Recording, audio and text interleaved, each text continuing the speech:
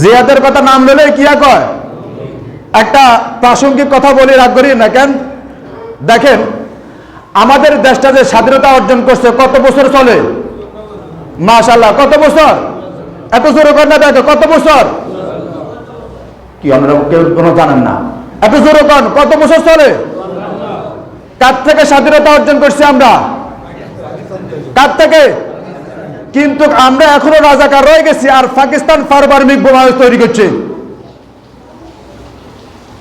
আমরা এখনো কি রয়ে গেছি? রাজাকার। কথা কথা আমরা আর কথা কই, আমরা আমরা আমরা ব্যাকে, আমরা এখনো ব্যাকে রয়ে গেছি কিয়া রাজাকার, আর হাতা পারমাণবিক বোমা তৈরি করছে। 54 বছর পরেও ওই দিন সেনা প্রধান বলেন, আমাদের দেশে যদি কেউ মিসাইল করে আমরা আয়াতুল কুরসি হওয়া ছাড়া আর কোনো উপায় নেই। কি নাই?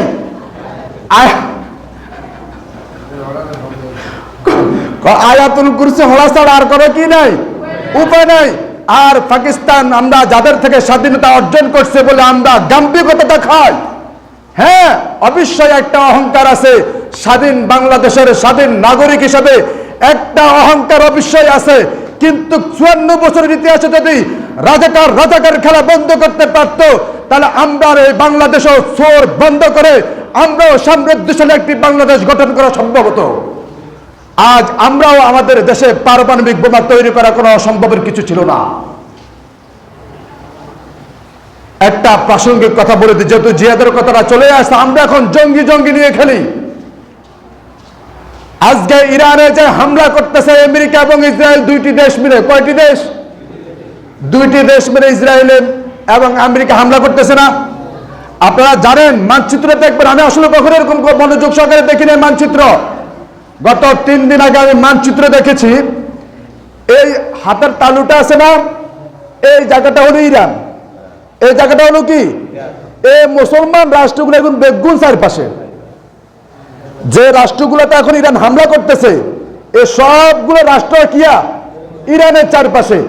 এই শুয়ার এগুলার, এই হারাওয়ান এগুলার আকাশ ব্যবহার করে, এই জানোয়ারদের আকাশ ব্যবহার করে এই ইরানের উপর হামলা করত।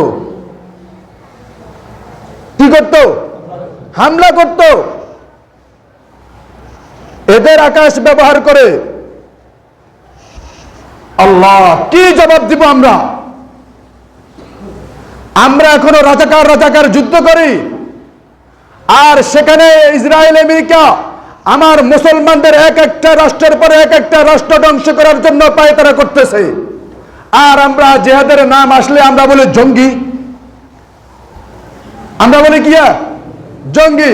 অথচ জিহাদের আদেশ দিয়েছেন কে? আল্লাহ সুবহানাহু ওয়া তাআলা। জিহাদে খরচ করার জন্য আদেশ দিয়েছেন কে? আল্লাহ। বাবা, আমাদের দেশে জিহাদের কিন্তু অনেকগুলা বিষয় আছে, এটা বলা যাবে দরকার নাই মুহূর্তে, কারণ আমাদের দেশে এখন পর্যন্ত সে অবস্থানে যায় নাই। এরপরে মুসাফিরকেদেরকেও কি দেওয়া যাবে? যাকাত দেওয়া যাবে। মুসাফির সে তার এলাকায় অনেক বড় লোক, এই এলাকায় সে অসহায় হয়ে গেছে, আপনি তাকে কি দিতে পারবেন? আপনার যাকাতের টাকা থেকে আপনি তাকে যাকাত দিতে পারবেন। ও আল্লাহর বান্দা, আমরা শুরুতে যে কথাটা বলছি, আমি সবার কাছে আবারও ক্ষমা প্রার্থনা করতেছি।